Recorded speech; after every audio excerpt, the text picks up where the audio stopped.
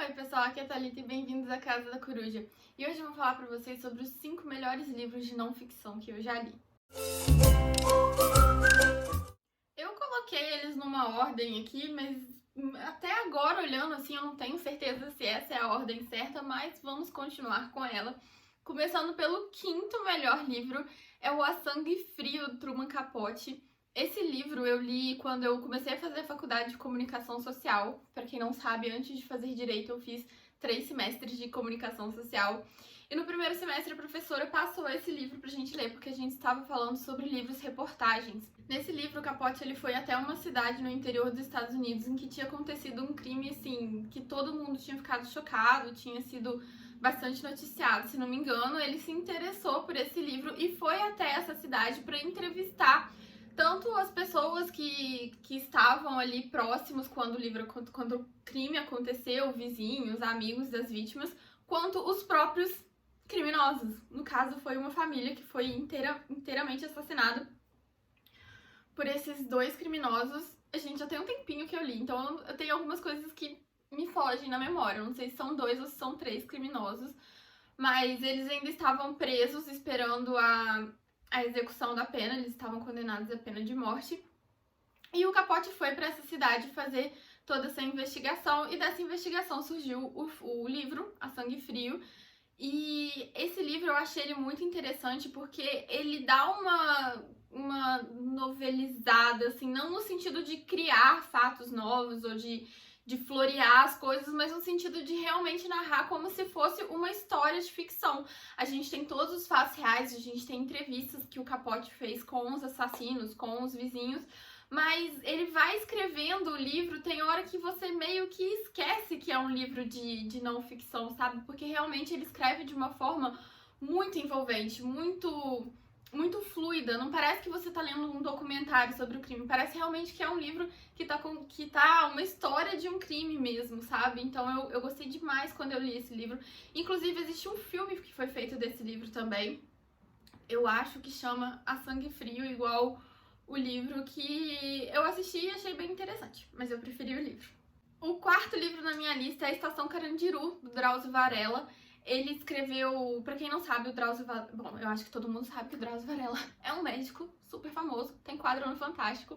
Mas para quem não sabe, ele trabalhou muitos anos no Carandiru, na penitenciária do Carandiru. Inclusive, ele ainda trabalhava lá quando ocorreu a chacina do Carandiru. E ele escreveu esse livro baseado nas experiências que ele teve enquanto médico dos presidiários. E o que eu gostei muito desse livro é que a gente sempre tem essa visão dos presidiários, realmente a gente só vê o criminoso neles, né? Aquela pessoa que foi lá e matou outra pessoa, estuprou, enfim, a gente só vê o criminoso e muitas vezes a gente esquece que existe uma pessoa por trás daquilo ali, sabe? Uma pessoa com sentimentos também, uma pessoa com os mesmos dilemas que eu e você, apesar de ser uma pessoa que merece uma pena, uma pessoa que fez algo terrível na sua vida, existem várias outras facetas e não só o crime. E o Drauzio, enquanto ele vai descrevendo como era a rotina dele enquanto médico do Carandiru, ele fala muito isso, que às vezes ele esquecia que ele estava lidando com criminosos, eram pessoas que ele mantinha conversas divertidas, que ele mantinha conversas interessantes e que às vezes ele até esquecia que eram criminosos, assim, que se ele não soubesse desse fato poderia se transformar em amigos dele, sabe? Eu não sei se ele chega a falar isso, mas foi meio que eu fiquei com a impressão do livro. E ele realmente traz essa humanização do criminoso pra gente. E enquanto ele vai lendo, ele vai expondo todas as mazelas das prisões brasileiras, que, assim, teoricamente, o objetivo da prisão é ressocializar a pessoa para ele conseguir voltar a viver em sociedade sem voltar a praticar crimes. Só que quando a pessoa entra lá dentro, ela sai pior do que entrou, porque as condições são absurdas. Se você entra porque você roubou uma bala, você vai ter contato com pessoas que já estão, assim, em topo de cadeias criminosas. Então você sai com uma visão já de um crime muito mais estruturado, e lá dentro você tem que se corromper cada vez mais para você não ser morto pelo cara da cela ao lado, sabe? Ele retrata tudo isso muito bem, como a prisão corrompe muito mais do que corrige. Eu gostei muito do livro. Ele levanta questionamentos nesse sentido mesmo, de será que prisão é solução para tudo? Enfim, adorei demais. A escrita do Drauzio é muito boa, muito fluida, você se envolve com aquelas pessoas, você tem pena daquelas pessoas realmente, sabe? Porque apesar deles terem que pagar pelo seu crime, eles são colocados em situações subhumanas que ninguém deveria passar, mesmo se você tá na situação de um condenado. O terceiro livro da lista é Eu, Cristiane F. Esse livro, no caso, eu vi o filme primeiro e era apaixonada por esse filme. Eu vi esse filme umas 4 vezes na minha adolescência, assim, alugava direto. Bons tempos de aluguel de filme, né, gente? Quem aí é mais antigo nesse mundo vai saber. Mas eu adorava o filme. E quando eu tava no segundo ano do ensino médio, se não me engano, eu tinha um amigo que também adorava ler e ele tinha esse livro e ele me emprestou. E eu me apaixonei pelo livro também. Ele vai basicamente contar a mesma história do filme, que é...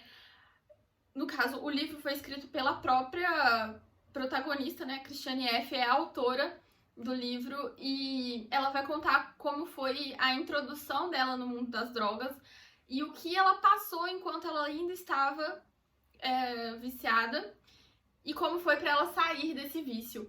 Eu gostei do livro, que o livro vai muito mais fundo do que o filme. O filme ele vai mostrar ali uma adolescente se envolvendo no mundo das drogas e até onde aquilo vai levar ela. E no livro a gente tem todos os pensamentos mesmo, né, da autora, enquanto ela ia escrevendo ali, ela ia nos mostrando o que ela estava pensando, o que levou ela a entrar nesse mundo, quais foram ali os acontecimentos, as circunstâncias que facilitaram a entrada, como foi sobreviver a esse período realmente em que ela era viciada, o tratamento pelo qual ela passou, como ela conseguiu se recuperar.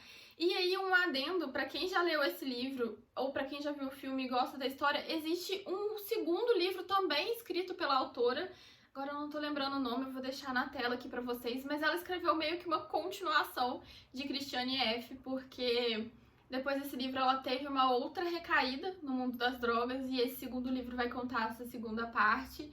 Aí eu já não posso falar se é tão bom quanto o primeiro, porque eu ainda não li, mas eu tenho muita curiosidade para conhecer também.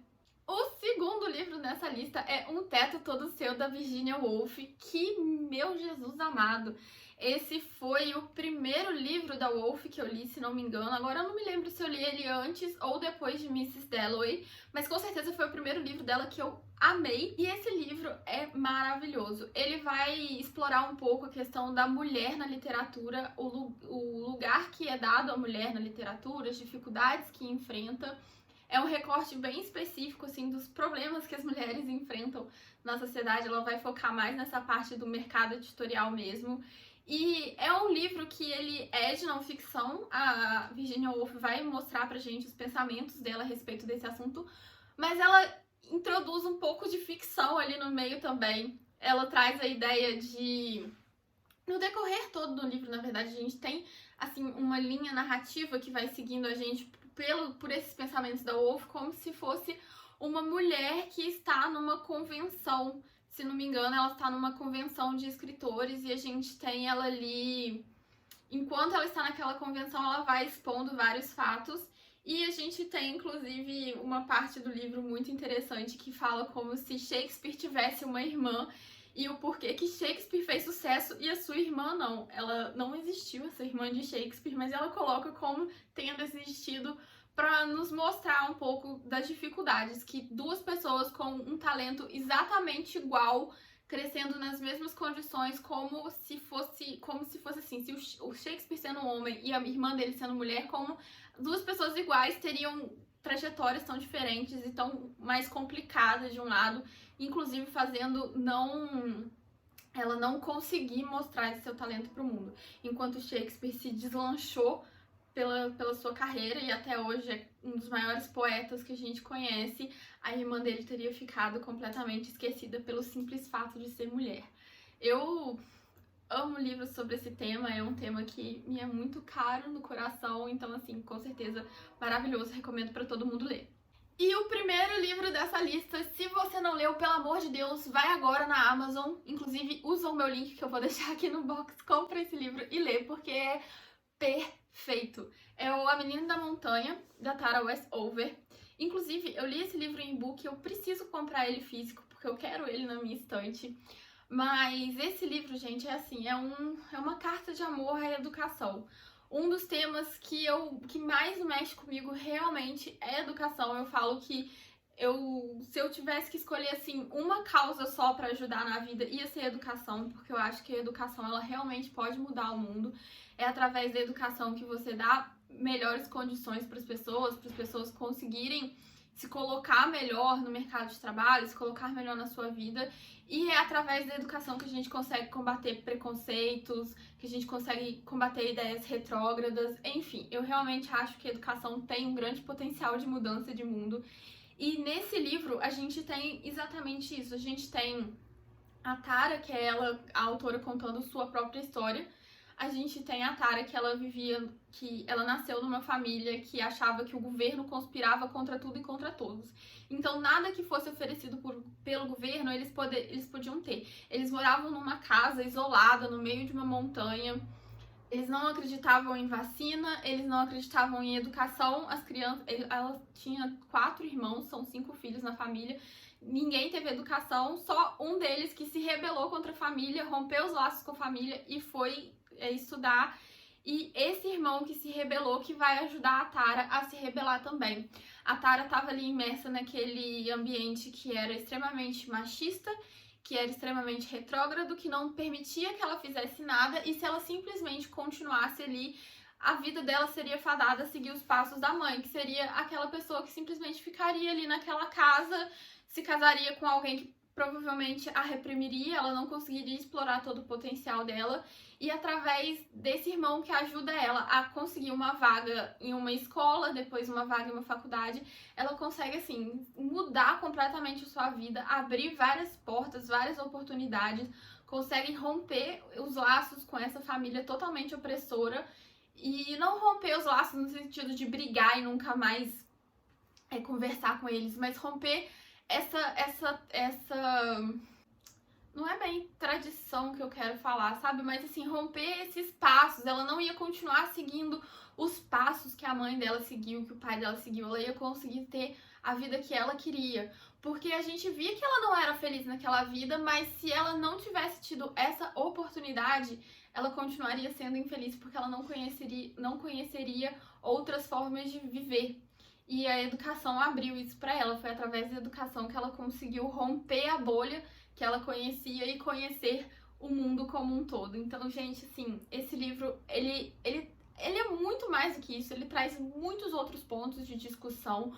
Enquanto eu lia ele, assim, era cada soco no estômago que eu levava que... Meu Deus do céu, eu tava lendo esse livro durante uma viagem e eu não conseguia parar de ler, assim, qualquer trajeto que a gente ia fazer, eu ia lendo meu livrinho realmente, porque eu fiquei apaixonada. Então é isso, pessoal, essa é a minha lista. Deixa aqui embaixo qual livro de não ficção você me recomenda a leitura e eu vejo vocês no próximo vídeo. Tchau!